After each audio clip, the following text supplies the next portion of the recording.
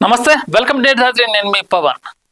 నిన్న దేశంలో కాదు, యావత్ రాష్ట్రంలో కూడా ఎక్కడ పడితే అక్కడ యువత రోడ్డు మీదకి వచ్చింది. ముఖ్యంగా మన తెలంగాణలో విద్యార్థులు గన్ పార్క్ దగ్గర చేరుకొని నిరసన వ్యక్తం చేశారు. ఆ విద్యార్థులకు అండగా ఉంటామని నిన్న మన Telangana young and dynamic leader, మాజీ IT minister, BRS working president KTR గారు పుట్టినరోజు వేడుకలను కూడా ఎప్పుడు అట్టహాసంగా జరుపుకున్న ఆయన ఇప్పుడు పుట్టినరోజు వేడుకలను దూరం పెట్టుకొని విద్యార్థులకు అండగా ఉండడానికి గన్ పార్క్ చేరుకొని నల్ల చొక్కాతో విద్యార్థులు కలిసి ధర్నాలో కూర్చోవారు. ఒక నాయకుడు కావాల్సిన నిబద్ధత అది. ఎందుకంటే మనం గత స్వాతంత్రం వచ్చిన దగ్గర నుంచి వింటూనే ఉన్నాం, భారతదేశం అభివృద్ధి చెందుతుంది. మన ముత్తాతలు చెప్పారు, ఆ తర్వాత తాతలు చెప్పారు, తర్వాత మన తండ్రులు చెప్పారు, ఇప్పుడు మనం చెప్తున్నాం, మన పిల్లలకు చెప్తాం. చెందుతూనే ఉంది, కానీ అభివృద్ధి చెందేది ఎప్పుడు? ఈ జాతీయ పార్టీల మనుగడ ఎప్పుడైతే పరిపూర్ణంగా సమాప్తమైపోద్దో రాష్ట్రంలో ఉన్న ప్రాంతీయ పార్టీల హవా కొనసాగుతుంది. ఈ రాష్ట్రంలో ఉన్న ప్రాంతీయ పార్టీలు నుంచి ఒక కొత్త నాయకుడు ఉద్భవిస్తా కానీ ఈ దేశం రూపురేఖలు మారవు. నా దేశం అభివృద్ధి చెందుతున్న రాష్ట్రం, ఏ ప్రధాని వచ్చినా ఎవరు వచ్చినా కానీ ఇదే వ్యాఖ్యలు చేస్తారు. ఇంకెప్పుడు అభివృద్ధి చెందింది? ఇప్పుడు ఈ దేశం, ఈ రాష్ట్రాలు యువత చేతుల్లో ఉంది. యువత ఎవరి వెనకాలైతే ఉంటారో ఖచ్చితంగా ఆ రాష్ట్రంలో ఆ ప్రాంతీయ పార్టీలు కావచ్చు, జాతీయ పార్టీలు కావచ్చు, ఖచ్చితంగా అధికారం చేపట్టే అవకాశాలు ఉన్నాయి. అదే అవకాశాన్ని ఇప్పుడు బీఆర్ఎస్ చేస్తుంది. గత ప్రభుత్వం చేసిన తప్పిదాలు పక్కన పెట్టేసి ఇప్పుడు ఫ్రెష్గా రిఫ్రెష్ అయి స్టార్ట్ చేసింది బీఆర్ఎస్.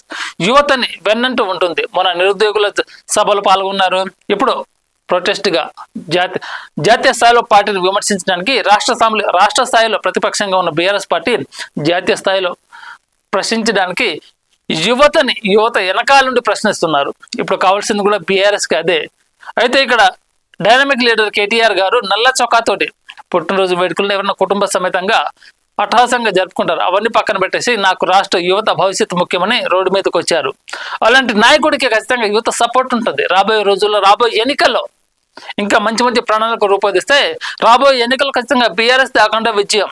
యువత ఏ పార్టీ వెనకాల ఉంటే ఆ పార్టీ ఖచ్చితంగా మనం కూడా సాధిస్తుంది, అధికారం చేపడుతుంది. ఇప్పుడు బీఆర్ఎస్ కూడా అదే దిశగా వెళ్తుంది. ఇక్కడ ఉన్న కాంగ్రెస్ పైన దుమ్మెత్తి పోస్తుంది. ఎందుకంటే ప్రతిపక్ష నాయకులు జాతీయ స్థాయి నాయకులపై పోరాటం చేస్తుంటే ఇక్కడ అధికారంలో ఉండి, రాష్ట్రంలో అధికారంలో ఉండి, దేశంలో ప్రతిపక్ష నాయకులుగా ఎందుకు నోరు మెదపట్లేరు అని రాష్ట్ర స్థాయిలో కేటీఆర్ గారు ఒక ప్రశ్న విసిరారు. మరి అది ఎంతవరకు వెళ్తుందో తెలియాలిగా. మేక్ ఇన్ ఇండియా పోయింది, లీక్ ఇన్ ఇండియా వచ్చింది. మేక్ ఇన్ ఇండియా ఇంకెప్పుడు అభివృద్ధి చెందేది, ఇంకెప్పుడు నిర్మాణాత్మక మారిన దేశం, అదంతా పోయి ఇప్పుడు లీక్ ఇండియా. ఎక్కడ ఏది జరిగినా కానీ వెంటనే లీక్ చేసేస్తారు అధికారులు కావచ్చు, రాష్ట్ర రాజకీయ నాయకులు కావచ్చు. ఇది ఎవరి ఆధ్వర్యంలో జరుగుతుంది? ఇదంతా రాజకీయ నాయకుల ప్రమేయం లేకుండా అయితే ఏది జరగదు. ఐఏఎస్లు కావచ్చు, ఐపీఎస్లు కావచ్చు, చిన్న స్థాయి నుంచి పెద్ద స్థాయి ఉద్యోగస్తులు కావచ్చు. ఇంకెప్పుడు రాష్ట్రం అభివృద్ధి పడేది, విద్యార్థుల భవిష్యత్తు బాగుపడేది? ఏం చేద్దామన్నా కానీ ఎక్కడో ఒక చోట లీక్ చేస్తారు. విద్యార్థుల భవిష్యత్తు ప్రశ్నార్థకంలో పడుతుంది. రాబోయే రోజుల్లో విద్యార్థుల మనుగడ ఏంటిది? అసలే ఉద్యోగాలు లేక దేశ స్థాయిలో, రాష్ట్ర స్థాయిలో విద్యార్థులు తీవ్ర ఆందోళన చెందుతున్న వేళ ఇలాంటి లీక్ చేయడం వల్ల విద్యార్థులు మనస్పర్ధను గురై ఆత్మహత్యలు చేసుకుంటున్నారు.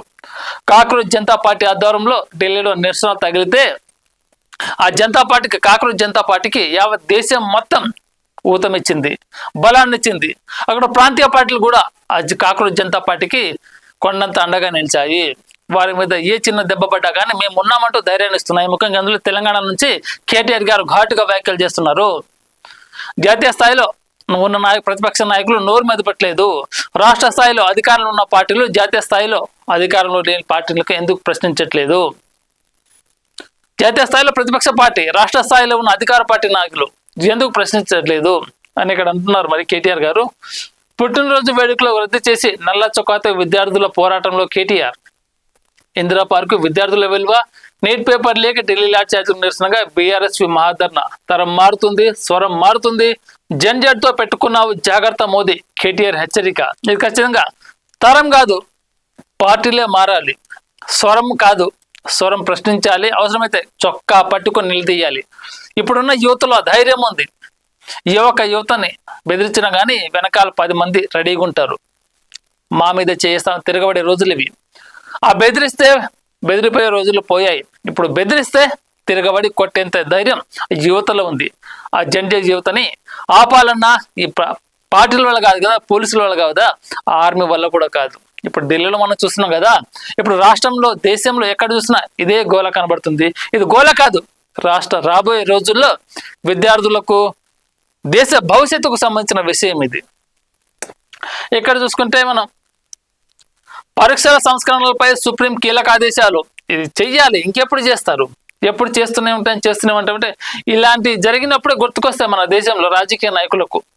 నీట్ పేపర్ లీక్ అయింది, అంతకుముందు కూడా ఇదే జరిగింది, అప్పుడు గుర్తుకు రాలేదా? ఇప్పుడు యువత మొత్తం రోడ్డు మీదకి వచ్చేసరికి సంస్కరణలు చేయాలని సుప్రీంకోర్టు సిజిఐ చెప్తున్నారు. వీడియోలు చూసేంత టైం మాకు లేదు. మీకు టైం లేకపోతే మీరు ఎందుకు ఇక పనిచేసి, మీకు జీతాలు ఇస్తున్నది ప్రజలే కదా, ప్రజల సమస్యలు మీకు పట్టకపోతే మీకు జీతాలు ఎందుకు, ఇక అధికారం ఎందుకు? ధర్మేంద్ర ప్రధాన్ రాజీనామా చేయాల్సిందే.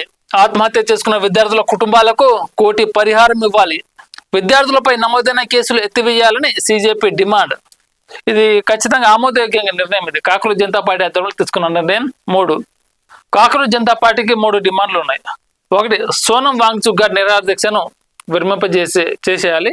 ఆయన కోరికను, ఆయన డిమాండ్ ఖచ్చితంగా నెరవేర్చాలి. ఇంకా రెండోది ఏంటంటే నీట్ ఎగ్జామ్ ఎవరైతే రాసి ఆత్మహత్య చేసుకున్నారో ఆ బాధిత కుటుంబాలకు 1 కోటి రూపాయలు పరిహారం ఇవ్వాలి. ఇది రెండో డిమాండ్. ఇది మూడోది యూనియన్ ఎడ్యుకేషన్ మినిస్టర్ ఎవరైతే ఉన్నారో ధర్మేంద్ర ప్రధాన్ ఖచ్చితంగా రాజీనామా చేయాల్సిందే. ఆయన రాజీనామా చేసే వరకు సిజేపీ వెనకడికి వేసేదే లేదని ఆల్రెడీ ప్రకటించారు. కేంద్ర మంత్రులతో కూడా చర్చలు జరిపారు. ఇవి జరిగినా జరగకపోయినా విద్యార్థులకు 1 కోటి పరిహారం ఖచ్చితంగా ఇవ్వాలి. విద్యార్థి కుటుంబాలకు ధర్మేంద్ర ప్రధాన్ ఖచ్చితంగా రాజీనామా చేయాల్సిందే. లేకపోతే రాబోయే రోజుల్లో ఉద్యమాన్ని మరింత ఉధృతం చేస్తాం. ఇప్పటిదాకా భయపడడం చాలు. భయపడితే మా జీవితాలు, మా భవిష్యత్తు ప్రశ్నార్థకం మారినాయి. ఇక మీదటి కూడా తిరగబడకపోతే పార్టీలన్నీ ఏకమై రాష్ట్రంలో ఉన్న యువతను, దేశంలో ఉన్న యువతను తొక్కే ప్రయత్నం చేస్తున్నాయి. ఇప్పుడు తిరగబడితే రాబోయే రోజుల్లో భవిష్యత్తు బాగుంటుంది. Make in India, made in India ఇప్పటి నుంచి మొదలవ్వాలని యువత రోడ్డు మీదకి వచ్చింది. ఖచ్చితంగా ధర్మేంద్ర ప్రధాన్ రాజీనామా చేయాల్సిందేనని యువత జంతర్ మంతర్ దగ్గర కూర్చున్నారు. ఇప్పటికే నీట్ పై పార్లమెంట్ లో ఆగని ఆందోళన. వరుసగా 5 రోజులు కొనసాగని సభ. లోక్సభ సోమవారానికి వాయిదా. రాజ్యసభలో వందే మాత్రం బిల్లు పెట్టిన నిత్యానంద రాయ్. నీట్ పై పార్లమెంట్ లో ఆగని ఆందోళన.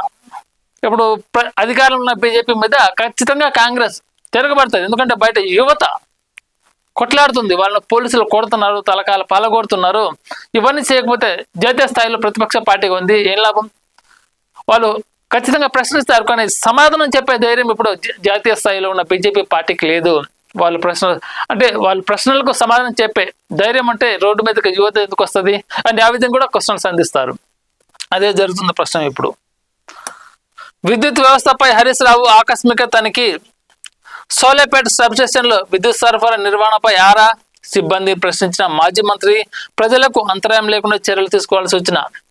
ఇప్పుడు హరీష్ రావు గారు ఏమంటున్నారంటే గత 10 సంవత్సరాల కాలంలో, 9.5 సంవత్సరాల కాలంలో బీఆర్ఎస్ ఉన్నప్పుడు ఏ ఒక్క రోజు కూడా తెలంగాణ రాష్ట్రంలో కరెంటు పోయిన జాడ లేదు. ఎప్పుడో ఒకసారి భారీ వర్షాలు పడ్డప్పుడు, ఎక్కడైనా ఏదైనా సబ్స్టేషన్ టెక్నికల్ ఇష్యూ అయినప్పుడు ఖచ్చితంగా ఆ చిన్న అంతరాయం లేకుండా తప్ప 10 సంవత్సరాలు, 9.5 సంవత్సరాల కాలంలో ఏ రోజు కూడా రాష్ట్రాన్ని చీకటి మయంలో ఉంచలేదు. ఇప్పుడు రాష్ట్రంలో ఎప్పుడు పడితే అప్పుడు కరెంటు తీస్తున్నది. కరెంటు కోతలు ఎందుకు? రైతులు వ్యవసాయం చేసుకునేది ఎట్టా? రాత్రి అయితే చిన్న చినుకుకే కరెంటు కట్ చేస్తున్నారని హరీష్ రావు గారు చెప్తున్నారు. అయితే ఎక్కడికక్కడ రాష్ట్ర స్థాయిలో ఉన్న ప్రతిపక్ష నాయకులు ప్రశ్నిస్తున్నారు. ప్రశ్నించాలి. ప్రశ్నించినప్పుడు కదా మన సమాధానం దొరికేది. ప్రశ్నించకుండా అలా నీ పని చేసుకుని నువ్వు వెళ్ళిపోయినావు అనుకో, ఏం దొరకదు. తర్వాత ఇబ్బందులు పడేది నువ్వే. ఇప్పుడు రాష్ట్ర స్థాయిలో కూడా బీఆర్ఎస్ పార్టీ అదే చేసింది. ఇప్పుడు కేటీఆర్ కావచ్చు, హరీష్ రావు గారు కావచ్చు, ప్రతిపక్ష పార్టీల కింద ప్రశ్నించాలి. అప్పుడే వాళ్ళకు అండగా ఉంటుంది. ఇప్పుడు వాళ్ళు ప్రశ్నించకపోతే గతంలో మీరేం చేయలేదు, ఇప్పుడు ఎందుకు ప్రశ్నిస్తున్నారు అంటారు. ఇప్పుడు ప్రశ్నిస్తున్నారు, అధికార పార్టీ మీద ఖచ్చితంగా తిరగబడుతున్నారు. ఆ విధంగా వెళ్ళాలి. ఎప్పుడైనా ప్రశ్నించినప్పుడే నీకు సమాధానం దొరుకుతుంది. నువ్వు ప్రశ్నించకపోతే నీ భవిష్యత్తు కాదు, నీ కుటుంబం, నీ జిల్లా, నీ రాష్ట్రం, నీ దేశం ఆందోళనకరంగా మారుతుంది. ఎప్పుడైతే నువ్వు తిరగబడతావో, నువ్వు తిరగబడ్డప్పుడు నీకు శత్రువులు కూడా ఎక్కువ తయారవుతారు. నువ్వు శత్రువులుగా చూడాల్సింది. నీ సమస్యని సాల్వ్ చేసుకోవడం నేర్చుకోవాలి. అప్పుడే రాష్ట్ర భవిష్యత్తు, దేశ భవిష్యత్తు, ముఖ్యంగా విద్యార్థుల భవిష్యత్తు బాగుంటుంది. మన నేటి ధాత్రి ఛానల్ని సబ్స్క్రైబ్ చేయండి. అలాగే మీకు నచ్చిన వీడియోని లైక్ చేసి షేర్ చేసి కామెంట్ చేయండి.